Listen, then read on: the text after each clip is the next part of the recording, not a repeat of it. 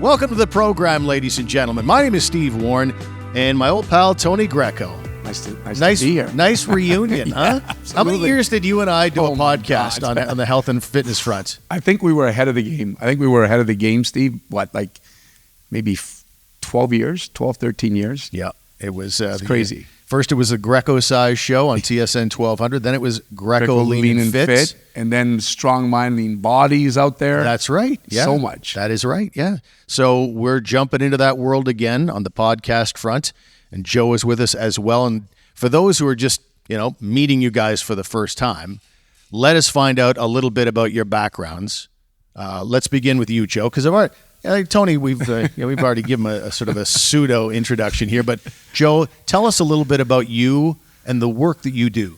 So I run a local landscaping company, and we do mostly interlock, hardscape. Nice. So started this many years ago. A Montreal guy, right? Montreal, yeah. What brought you here? So, many things brought me here, but one of them is the boom. Big construction boom here out in Ottawa, and that's why we're here. Excellent. And business is good? Very good. Excellent. We're not going to complain. Yeah. Nice. And Tony, you have what I've always called the fitness empire here in the city of Ottawa, and you keep rolling with it. The Greco that people knew for a long time has evolved somewhat. Right now we're doing this show in your backyard. Right. So tell us about the evolution that you've had here in the last few years. Well, I've been very grateful. I've had a lot of great people supporting me, and that's one of the great things of living in Ottawa is people are very tight in their communities. And I just expanded my horizons. I just spent a lot of money in furthering my career in the health and fitness world. I hooked up with a great mentor of mine, Kyle Dietz at the University of Minnesota, and Dr. Ben Peterson, who is the fitness director from the San Francisco 49ers.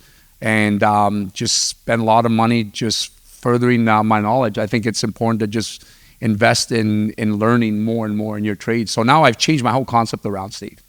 Very nice. And what made you go, I'm not going to lease anymore. I'm going to build this beautiful facility back in my backyard in lovely downtown Manotick. Like how did that all come together? Why not just lease a facility like you have in the past? Yeah, well, this is kind of my own personal gym. So again, it just kind of by invite only. And I just, was sick and tired of following rules and paying rent and just, you never know what's going to happen in this world. So, the last place I have is my home, and, your home too. And let's bring it home, no? Home sweet home. So, Joe, how did you and Tony meet? Like, how did you hook up with this lunk? Tony, I met him, I think it was 20 long time, maybe 8-9 years ago. He was actually looking for someone. To do some his driveway up front, but he cheaped out. Oh, really? That's not true. He cheaped out. He didn't put the interlock. He put asphalt, but that's all right. And ever since then. That's what it is, right? Yeah, it is what it is. Yeah, now that's nice. And now you've evolved into. When did you guys come up with this brainchild for a podcast? When did you guys, Joe? First of all, when did you guys start talking about it? Was it over dinner somewhere? Where did the idea come from? Yeah, so we hang out often with a few buddies. Right. We're a group of guys, and we're out every night, and we do restaurant to restaurant. Nice. And one night we all decided, you know what? Either we become food critics. Okay. Or we become just critics. So I guess we're gonna be just critics. Yeah, that's fair. That's a noble podcast. Guys talking about guy stuff, and that includes your world and the health and fitness. That includes living a rich life and all that, and all the things that go with that. But let's talk a little bit. We wanted to start a bit today about the timing of this podcast. It's kind of it's a new start, right? It's back to school time. It's September, kind of getting back to the grind of things. And Tony, let's talk a little bit about some of your clients. You've got a lot of hockey players who come here in the summer. Like, who are your clients once the hockey players go back, and what are some of their goals in their fitness and in their lives?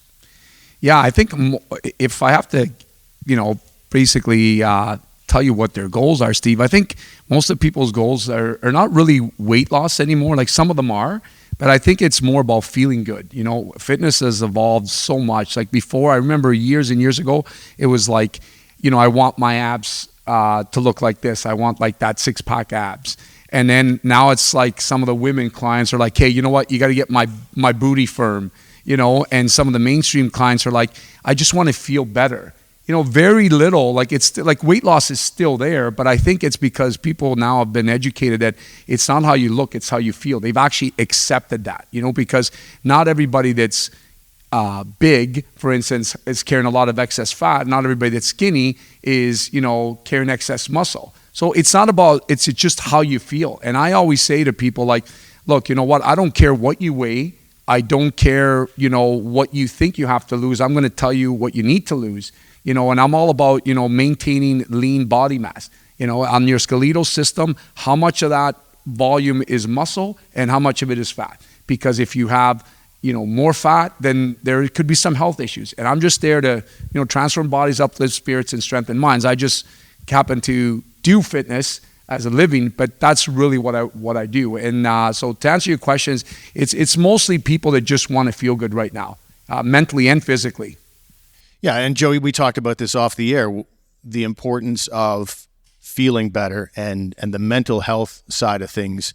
And that's what I wanted to tackle with you a little bit, in that so many people now, just, it seems, I don't know if it's social media driven, they're in their screens all the time.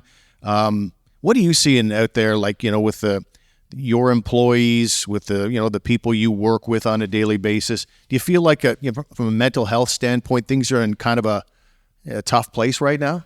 Oh yeah. So for us, I got 22 guys out there. I mean, they fight the element all the time: the sun, the rain, the cold, the wind, the this. You know, there's always an element we're fighting. I mean, exercise. They exercise every day. You know, they're Part of out the job. 7 o'clock in the morning. They're lifting weights all day long till 8 o'clock at night. These guys are not going to go sit in the gym, listen to Tony, and say, you know what? But they should. They should. That's you know, that's what people. That's the misconception about people. It's like, you know, you get that guy that can carry a fridge and the delivery guy at your house, and he's fairly strong, and I get him in the gym to do like 10 hand cleans, and the guy's out of breath. Meanwhile, I can't bring in that fridge, just like I can't, you know, lay interlock. I'm sure I'd be out of breath too. It's just a different kind of training. But the problem is, it's not the weight training. It's more the fatigue. I find people today are very tired. Everybody's energy is very low. Physically or mentally? Both. A bit of both. Okay. You know, I mean, I see agree with people that. in the I agree morning. with that. The morning, 6 o'clock in the morning, 6:30 when my guys show up, 7 o'clock on site, I see them, they're struggling. Like, they're mentally drained. Has nothing to do with what they're doing. They're just mentally strained, you know, drained out. Yeah. Then they come home, and again, they're really demotivated. Yeah. So are they going to take a shower, eat, and head to a gym? I don't think so, you know. So, you know, it's like I was telling Tony, you got to find a way, Tony, to take these people in and teach them how to cope with the stress, with the anxiety, with the fatigue, you know, because what people lack is motivation, right? Yeah, for sure. I see that. And part of the reason this happens too is that, you know, you're right, like people on the internet, and they're always on their phone, and especially when they wake up in the morning. So subconsciously, when you do that, you have these images of what you think you're looking at is the world, and it's not like that. So part of the reason is your brain's always going, where you should be taking the time in the morning to preparing yourself for your day. For instance, whether you're going to, you know, lay interlock or whether you're coming to the gym, you should be mentally preparing you and looking at you, and get off the phone and say, okay, I'm going to have a great day today. You know, I'm going to look forward to this. And because you're going to do it anyways. Doesn't matter how you feel. You still got to go to work. So these guys that are going to work for you, or these guys that are coming to the gym for me, if they're not willing to, you know, think that they're bettering themselves, they're going to do it anyway. So you're just going to have a worse day at it. So if you change the way you think, you're going to change the way you feel. And that's the biggest challenge that people have to understand, because it's not that easy. You got to subconsciously keep doing this, just like you got to, you know, get better at doing weights to feel better, and, you know, get better at laying bricks to do a better job, you know. Yeah, but that's not the problem, Tony. The problem is the motivation. Yeah. Well, there's no motivation. Like, you got office people coming here, CEOs coming here. It's different. These guys, they wake up at 6 because they want to wake up at 6. Their schedule starts at 10 in the morning. So they have time to have their little shower, you know, have their little grapefruit, take care of their, you know, whatever they have to take care of. And then They pop in here all nice and happy, and they'll pump some weights around here and there and listen to you screaming and yelling, right? Right. And then they're off to work. So they go to work, they bring their suits with them, they take their shower in their CEO cabinet. But we're not CEOs. Yeah. We're everyday people. But you still need a purpose. We got to fight the kids in the morning to dress them up, to put them to school. Then we got to fight the element of the fucking traffic. Yes. We got all that going on. Yeah. Like, this is an elite club you got it going here. Right. We're talking about everyday people like myself. Well, it's because they need a purpose. They got to love what they do, and most people don't do that because if They need the motivation. well, they gotta find what their purpose is. So yeah, I mean, half these guys are doing it because they have no choice, but you gotta love what you do. So if they love what they do, they're gonna love themselves. If they don't love what they do, they're gonna dread it every day. And yes, you're right. They do need the motivation. I don't think it's that they don't like what they're doing. Yeah. It's just waking up in the morning. It's a struggle. It's tiring. They're tired. My guys are tired. Like they wake up, they're burnt. So now, I don't think it's physical. Personally, I don't think it's physical. I think But everybody's tired. it's mental. Well, if it's mental, again, I mean, everything stems from the mind. The only thing they can do is change the way they think.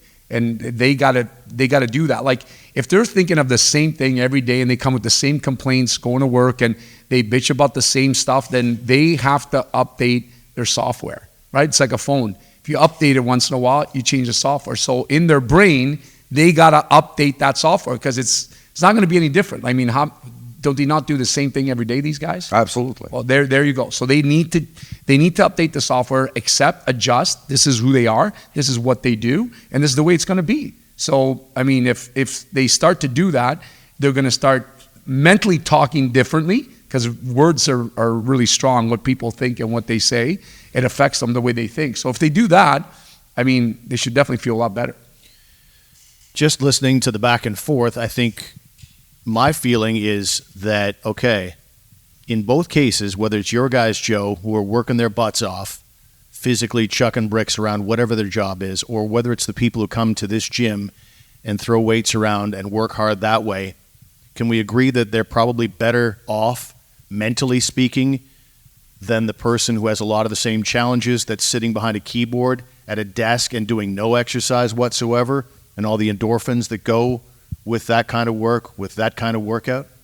Oh, yeah, for sure. I would agree because, I mean, his guys, I mean, at least they're out there, they're getting active, so they're doing some kind of work. Most people that sit behind a desk think of doing some physical stuff, but they don't. And the most frustrating part is understanding that you didn't do it. You're sitting there and you're thinking, okay, I got to get in better shape, and you're punching those keyboards and you're looking at your screen, and then your day goes by, then you don't do it, and then it's like, holy gee, so what do? You carry those emotions. Then you go home, then you carry those emotions to the family, to your kids, like to peers around you. Like, those are all behavior changes. I'm just saying this because I've talked to people that have come into my establishment over the years, and that was a behavior change. It's like, it wasn't about losing weight. Right. I had people call me saying, I don't know what you did with that person, but whatever you did, just keep doing it because they're a lot better to be around. It's like, I didn't do anything. I mean, they came in, they started working out, we started feeling better, because that's the problem. Like, if you feel better, you're going to do things a lot better than people that, are not feeling better about themselves. So what's the key to activate that motivation?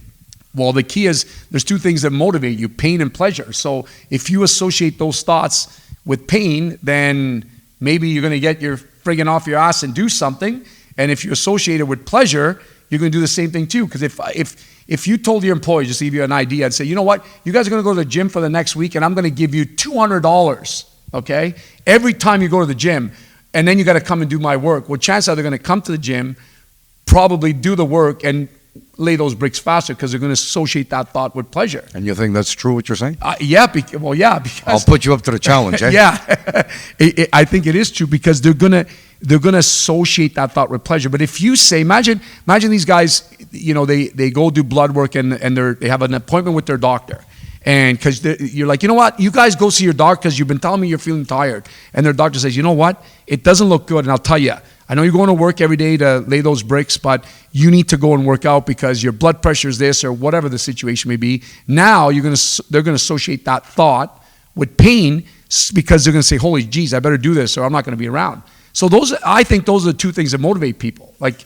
is pain and pleasure. Like, I mean, those are the two thoughts that when you look in the mirror, it's like, what motivates you? So if you look at yourself, you don't like what you see, well, that's pain. What are you going to do, start crying?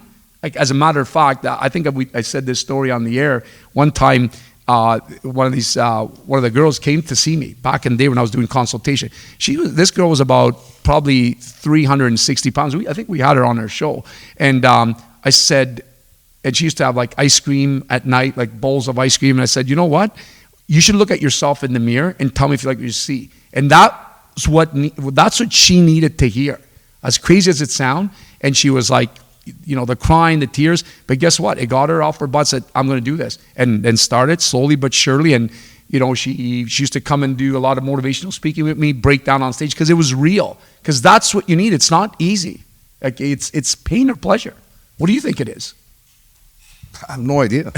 I speak to a lot of my suppliers, like a lot of workers outside my business, like my suppliers, and everybody's having the same thing. Everybody's struggling, fatigue. Yeah. 10 o'clock, everybody's yawning, everybody's in bed. And in the morning, everybody's waking up and everybody's hurting. So I don't know what that is. Steve, do you have an idea what that is? Well, I mean, it sounds like they're being worked physically very, very hard, maybe. I mean, it's not, there's not? Okay, well. I think it's anxiety. I think it's anxiety because, you know what, we've gone through a hell of a crisis for 3 years. And, I was even talking to a psychiatrist. They're like, it takes 3 weeks to break a habit, right? Whether, let's say you're smoking. Well, if you don't have a cigarette in 3 weeks, chances are you might get off it. But we've been hibernating for 3 years, right? And it's definitely affected people mentally. Like I see, Joe, I have to agree with him. I'm around and I see people, and people are just they're out of it. Like they're like tired, they're just sluggish, and it's the 3 years of like I think people being hibernating, just changing their way of thinking, confused, puzzled. It sounds like COVID's making a comeback this fall. Yeah, well, I mean. Hopefully that as long as they don't stop the activities like they did. They held us hostage for a couple of years. You couldn't go to restaurants. You couldn't go dancing. You couldn't, that killed a lot of people. It did. You know what I'm saying? Like, yeah, it did. Yeah, I think so. What about the nutrition side of things? You mentioned that woman a moment ago. Like, as Joe searches for answers there, what you put into your body obviously affects how much you weigh, for example, and how you feel physically. But what about the mental side of it? The stuff you put in your body. If you're eating like garbage and going to McDonald's and then doing all the things physically you should be doing, whether it's through work or whether it's through a workout here, could that contribute to people's mental situation if they're eating like garbage? Yeah, it does, because there's so many hidden ingredients in food, and I mean all you have to do is look at the label of some processed foods. If you don't understand some of those words, that could be scary, because you're putting that chemical into your body. So when you put that chemical into your body, it affects it in a way that's not a food. It's a drug. So that's why, like even sugar, which I call white death all the time. The only difference between that is that that's legal, where the other stuff isn't illegal. But I mean, there's so many studies out there. I'm not even going to go through them. But it's a bad drug. And if you continuously do that, that's why stuff like soft drinks that are full of sugar and sugar, and all these other hidden ingredients, they definitely have a chemical reaction because they do so many studies with rats. And I'm sure people listening to this podcast can research several of them. So imagine on the human brain the effects that it has. The other thing is antidepressants. That's another thing. People are on prescription, but I mean, I'm not a big fan. I'm not a doctor, but I do know the side effects. And they've done several studies with Zoloft where they took, 10 people and they've asked them to exercise, and then they've had 10 people on Zoloft, and after 10 weeks, there wasn't really any significant changes, but then the people that continued to exercise weed off the medication had way better clarity of who they are and what they were doing, where the other people would just have to increase the medication. So, I mean, we're going to have some neuroscientists on the shows and some doctors, so people that are listening will be able to definitely hear a little bit more on this. But I'm a big fan, Steve, that if you put stuff that's good in your body, good stuff comes out, right? Good in is good out. I mean, bad in is bad out. I mean, you don't have to be a genius to figure that out, What do you think, Joe? Like with your workers, for example? No, like Tony is living in a perfect world, right? I mean, he walks to his work from 500 feet away from his house. The guy lives the dream. Not everybody can balance a diet.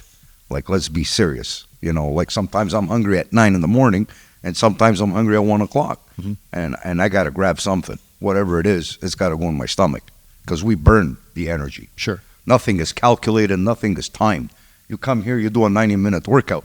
It's 90 minutes. Yeah. You know, and you have all the time in the world to eat your fruit salad and then have your little shake. We don't have that. We don't have that that commodity. Right, but as you're searching for answers, but maybe there's an answer in there, though. And yeah, but like in a perfect world, it works, right?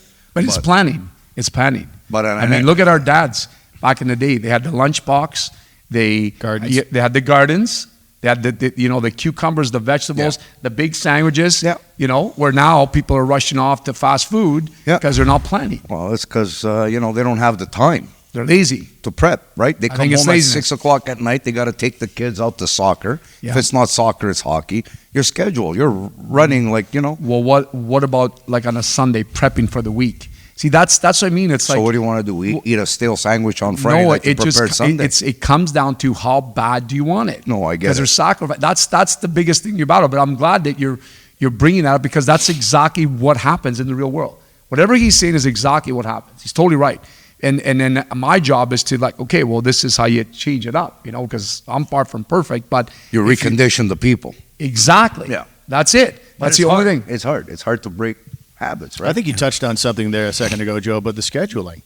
When you think about like parents now, they're hoping that their kid is going to be, the greatest at this and that and academically awesome, and they're running around town delivering them places. It blows my mind how busy people are.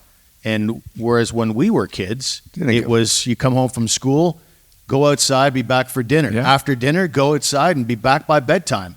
It was the rest time was there. Our parents, when the day was over, when the workday was done, it was go out and play and do things informally rather than all these organized things that require all this massive expense, timing, all of that stuff. Parenting. Everything requires parenting. Yeah. You know what I'm saying? That's the problem today. The parents are their kids. Like the kid has to play hockey. The kid has to go to the gym. The kid has to do this. But everything a child does, it's parented. Back in our days, we had no parenting. There was no parents. Yeah. Go to the park, break your head, come back home, eat, do your homework, go out 9 o'clock, get to bed. Right. And it taught you work ethics. It taught you discipline. Now, it also gave the parents a rest. Of course. Now, and socialization. And socialization. Kids knew how to socialize with each other. They used to fight their own battles. Yeah. Now you got parents fighting for their kids with other parents. Like I see this, and it drives me insane. I said, what is this kid going to do in 20 years from now? Like, who's going to tie his shoes or wipe his, Yeah, no, you see that more and more. And that's true. You lose the socialization parts because they're on their phones, they're locked up in their rooms, and it's like what kind of life is that, right? And that ties into everything else, Yeah, and the parents are all the more stressed because of it, because of the overscheduling, because they're so enthralled with everything that their child is into, and everything is so organized, and there's all the travel that goes with it, and booking hotels, and it's too much. It's nuts. It's crazy. Nuts. It absolutely is. Okay, well, have we solved anything here today? Huh? No. I don't think we have. No. But I think we're on the right track. We're talking about it. Having a discussion about these things is what gets you on the journey to a solution. Yeah, it's just, these are the things, before it's too late. One thing I can recommend is that, not because I'm in the world of fitness, but whatever movement you want to do, whether you go in a community center and swim, like find your shtick, get up in the morning, take a walk. Like, I think finding the time to reconnect to yourself, whether you're a parent or individual that's trying to succeed, you got to find the time to do what you need to do. Like, I work out because I need it as a medicine, even though I'm training everybody every day, I need to get that workout in. Some people might be a light walk, some people might be read a book, some people might be meditation, whatever it is, but you need a good cigar. That's what I need when I'm done. You know what I mean? You've been around a cigarette for like almost 45 minutes. That's nuts. But that's good. That's fucking tear the place apart. That's all right. That's all right. Next one is going to be outside. That's a start. But see what I mean? Like this is the obstacles that hinder people's positive growth. You know, it's like how bad do you want it? But I can tell you that it is a better way to kind of do things. It's beautiful, yeah, raining. it is. Yeah, It's raining outside. You're probably hearing that a little bit on the. Maybe you're hearing it. I don't know if you are or not, but it is nice. Yeah. Yeah, but you know, so that's what I'm saying. It's those little things that make a big difference, right? It's rewarding, and that's why, like, again, dealing with the chemicals in your brain and the neurotransmitters like serotonin, dopamine. That's those feel-good feelings that you want. And if you feel good, you're gonna do things a lot better than people that don't feel good about themselves. Yeah, and as we look for answers to what's going on with, say, your workers, Joe. I mean, you can look at. Maybe it's a death by 1,000 cuts thing. Like it's a little bit of everything. The overscheduling, maybe not eating right, cigars and stuff like that. Well, what do you tell your workers? What do you tell your workers when they tell you that? Like, what do you do? Nothing. What do you want me to do? Like, well, what is it that you want me to do? Start motivating them? What do you want me to do? Well, I don't I'm no Anthony Robbins. Eh? Like, get to work and that's it. What do you want me to do? Well, they get the work done, obviously. Oh, obviously. They're fantastic. My guys are actually fantastic. Yeah. I met a few. They are. They work hard. They work hard. But I just see it. I see the struggle because I have the same problem in the morning. Yeah. No matter what time I go to bed. Yeah. I can go to bed at 8. I can go to bed at 1 in the morning. I'm exhausted. For what? Don't know. Right. I have no idea. Yeah. And again, part of that too is I recommend people to do blood work, in-depth blood work, it's where a doctor can actually go through beyond the basics. I think that has a lot to do with it too, Yeah, that's a great thought. And just your physical, whatever you're doing, physical, getting that blood work done. You can get it all online now too. Yeah. You can see, and it's a real peace of mind to see that everything's in check, right? Guys our age and thinking about things like prostate. Yeah. And all that. And, testosterone for men. Right, yeah. Growth hormone, all these things are. That's in our foods. But you start to lose a lot of, natural testosterone that your body produces as you get older. So if you want to go back to being 18, 19. Yeah, forget it. That ain't going to happen. You're not going to create that. Tony. I'm not. The doctors, there's doctors that. There's no doctors that can do that. Well, they can help you the way that you feel. That's for sure. You'll feel a lot better. They're not going to need us for much longer with all this artificial intelligence anyway. We'll all be replaced, so we don't need to live any longer. Anyway, true. But no, I know what you're saying, absolutely. So there's one in the books, fellas. The good listener, as they go along, will probably want to know, is there a way they can connect with you? Is there anything you want to put out there as far as, I don't know, a website or... Yeah, they can go to training@tgathletics.com. And that's the email, or tgathletics.com. I mean, there's programs for people that they can choose from, and we'll definitely answer their questions for sure. Joe, is there? Joe's all word of mouth. He's all word of mouth. All referrals. It's all referrals. All referrals. I mean, we're old school. There you go. There's not too much technology around me. Yeah. That's fine, and people can get a hold of you if they wanted to. Absolutely. Through Tony. Lionscape Paving. There you go. There's the shirt right 613-725-7283. There's a commercial. I love it. There you go. Apparently, he does want to connect with you. Good listener. Okay, that's where we'll call it quits. For Joe and for Tony, my name is Steve Warren. Thank you so much for being with us today, and we'll be back on our next episode. That is our pilot episode, and we'll talk to you next time. Thank you.